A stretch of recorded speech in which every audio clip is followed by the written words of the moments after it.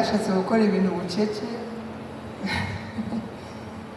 ariko ndashima Imana ku bwa Jessica. Nanjye namukunze kera kubera indirimbo ze zanyubakaga. Hanyuma hashize ukwezi n'igice twari ahantu nari nagiye kuvuga ubutumwa, nawe yari yaje kuririmba. Mbonye mubwira ko mukunda kandi nkunda n'indirimbo ze.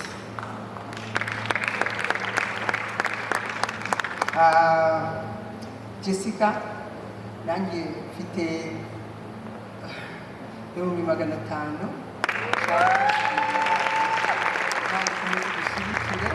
kandi wowe ukomeze ukoreshe ibyo gukoresha usa n'imitima ya benshi. Ushobora kuba utabizi, ngewe waransanye. Imana iguhe.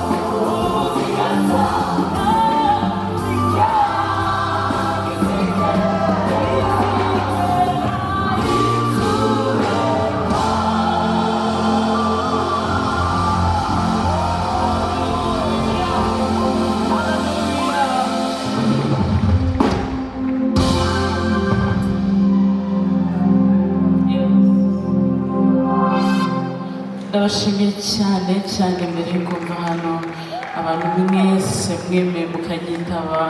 Imana ibaha umugisha cyane, mu ntiza amashyi mbashimire cyane cyane cyane. Hari umuntu ufite impano zanjye, hari abantu batanu nifuje gushimira bafashije kugera kuri uyu munsi.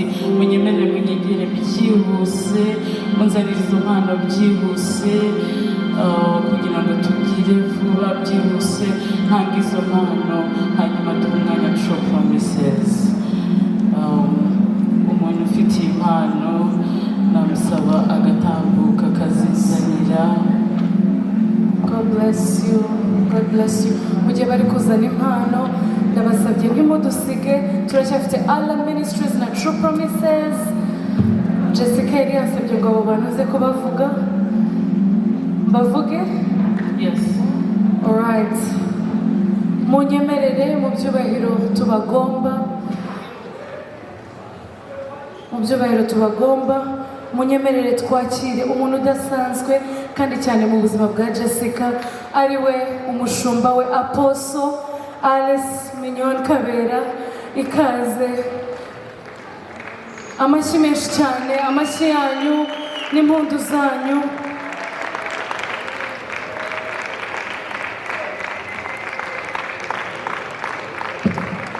Andi mashyi mwarenze aho ngaho. Come on! Woo! Andi mashyi! Amen. Munyemerere nsome ubutumwa nabageneye, ni butoya ariko ndabizi ko ari imvamutima zanjye. Haravuga ngo ntibyari koroha ko mbuye undi we iyo mutemera kuza mu buzima bwanjye. Mwarakoze kunyakira mukanshumba kandi mukambera umubyeyi. Iteka nzaharanira kubabera umwana kandi mwishimye. Amashyi menshi cyane nanone, mbega amagambo meza. Wow, mwarenze aho ngaho nanone, yemwe amashyi yanyu akoze. Andi mashyi menshi cyane. Mwarakoze cyane Apostle kuba umuntu udasanzwe mu buzima bwa Jessica. Haleluya. Munyemerere tumwongere andi mashyi menshi cyane umushumba. Haleluya.